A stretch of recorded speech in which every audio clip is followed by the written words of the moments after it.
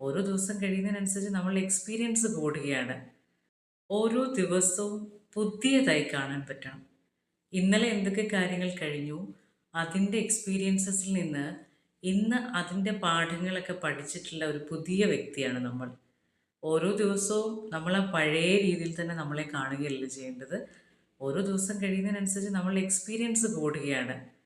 നമ്മൾ പഠിക്കുകയാണ്, പല കാര്യങ്ങളും നമ്മൾ അപ്ഡേറ്റ് ആയിക്കൊണ്ടിരിക്കുകയാണ്. അപ്പോൾ അത് വർക്ക് റിലേറ്റഡ് ആയിട്ടുള്ള കാര്യങ്ങൾ മാത്രമല്ല, ഈവൻ നമുക്കൊരു ബർത്ത്ഡേ ഉണ്ടായാൽ അല്ലെങ്കിൽ വീട്ടിലെ കാര്യങ്ങളോ മറ്റെന്തെങ്കിലും ഇഷ്യൂസ് നമ്മളെ ബുദ്ധിമുട്ടിച്ചാൽ കൂടി അത് അതിനെ ഒരു പോസിറ്റീവ് മനോഭാവത്തോടു കൂടി എടുക്കുക. അതിനെക്കുറിച്ച് ഓർത്ത് സങ്കടപ്പെട്ടിരിക്കാതെ എങ്ങനെ അതിനെ നമുക്ക് ബെറ്റർ ആക്കാം എന്ന ഒരു മനോഭാവത്തോടു കൂടി കാര്യങ്ങളെ കൈകാര്യം ചെയ്യാനാണ് നമുക്ക് പറ്റേണ്ടത്.